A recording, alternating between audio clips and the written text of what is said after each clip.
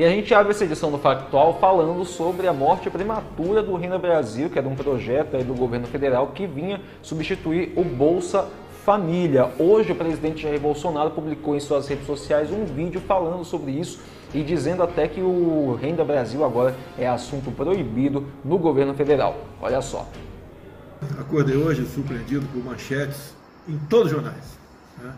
O Globo: por Renda Brasil, o governo quer congelar aposentadorias.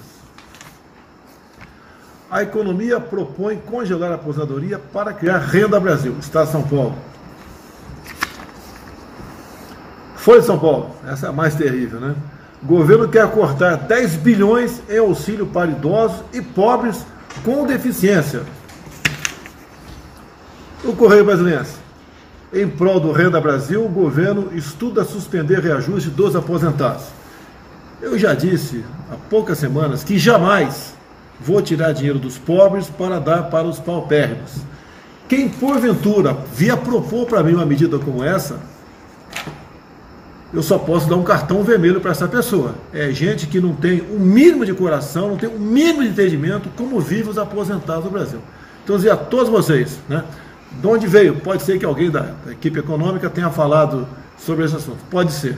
Mas por parte do governo, jamais vamos congelar salário de aposentados, bem como jamais vamos fazer com que o auxílio para idosos e pobres com deficiência seja reduzido para qualquer coisa que seja. E última coisa, para encerrar.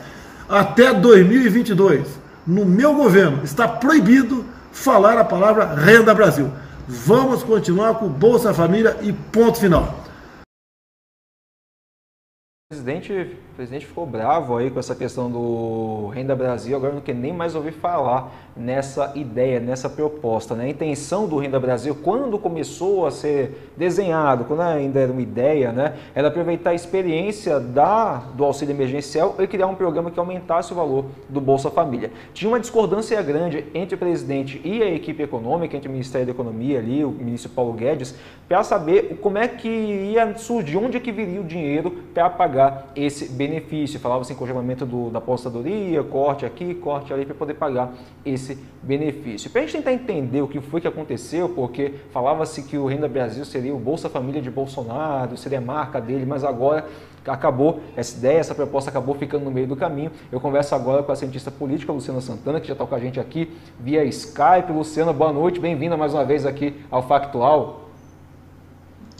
Boa noite, Derek. Boa noite a todos que estão assistindo. Mais um tema quente, né, Derek? Exatamente. E, Luciana, o que a gente pode entender dessa reação do Bolsonaro? Porque até bem pouco tempo ele parecia até favorável ao projeto, mas de repente ele mudou de ideia. Ele era bastante favorável, né? Essa proximidade com os partidos de centro, né, favoreceram que essa ideia pudesse ser bastante ventilada, né, externalizada pelo presidente, especialmente pelos impactos eleitorais que esse programa poderia, né, trazer para o presidente, né? Entretanto, né, o presidente e seus aliados esqueceram de combinar com todos os atores aí políticos, né, que fazem parte de alguma maneira dessa decisão e que tem algum tipo de sinalização, né? O próprio mercado, né, desde que ele foi mencionado, já não sinalizou de forma bastante amigável, né?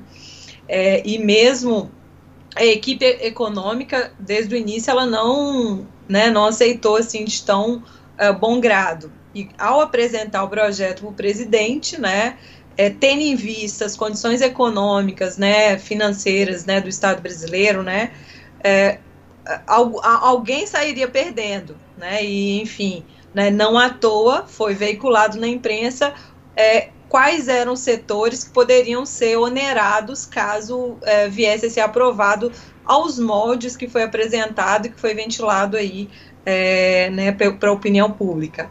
E isso acabou desagradando porque, né, isso quer queira ou quer não, também afeta eleitoralmente, né, uma base ao qual o presidente busca manter e até se ampliar, né, um eleitorado que ele pretende ampliar aí em várias regiões do país, né? A sinalização também negativa vem no sentido de que, né, o mercado financeiro, né, entendeu que há um conflito aí no governo, ou seja, há divergências entre a equipe econômica e o próprio governo em termos de alinhamento dessa medida, né, e aí fez com que o presidente tivesse esse comportamento hoje pela manhã, né.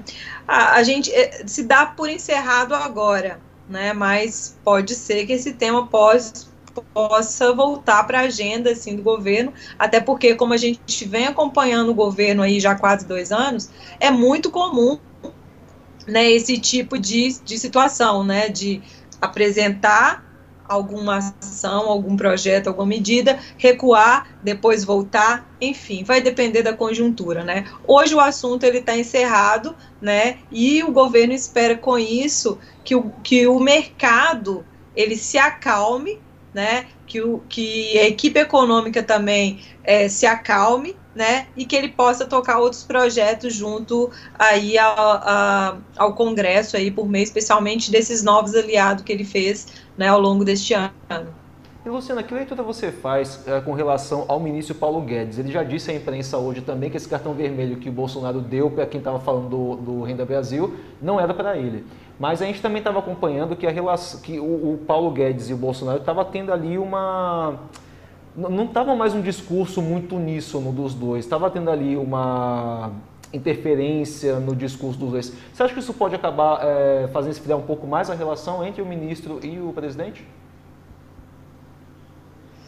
Bom, a gente já teve momentos nesses possíveis enfrentamentos mais diretos, né, entre o ministro da Economia e Bolsonaro, né? Então, acredito que vai haver um apaziguamento agora, até pela finalização desse assunto, né? O que não significa aí que a gente não saiba dessa incoerência e falta de alinhamento, né, entre atores políticos dentro do próprio governo e, né, a liderança presidencial, né?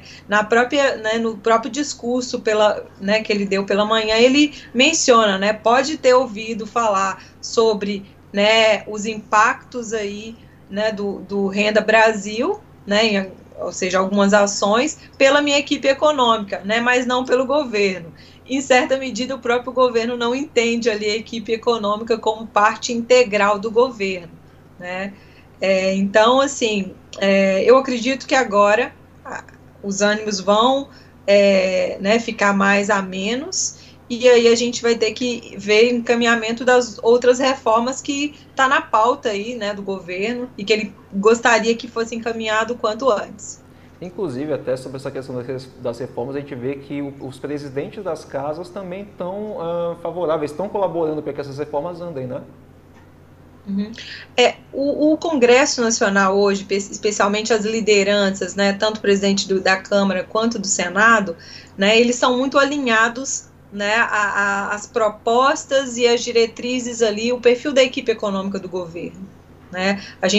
Quando a gente vê os embates mais diretos, são justamente a nomes específicos, né, ou mesmo outros atores ali em outras pastas do governo, onde você tem um posicionamento mais diferenciado e um alinhamento mais próximo ao presidente, né? Então, o Congresso, com certeza, vai tentar, de alguma maneira, viabilizar essas reformas, especialmente a reforma administrativa, né? Não diria tributária, mas a reforma administrativa que foi apresentada recentemente, provavelmente ela vai ter um andamento, né, nos próximos meses aí, né? Mesmo a gente estando em um ano eleitoral, né? A gente pode ter né, pelo menos avanços nas discussões no âmbito do Congresso. Perfeito. Luciana, eu queria agradecer demais, mais uma vez, a sua participação aqui no Factual, sempre com observações muito importantes sobre o que vem acontecendo na política aqui do nosso país. Muito obrigado novamente e até a próxima. Estou à disposição. Um abraço para vocês. Boa noite. Boa noite.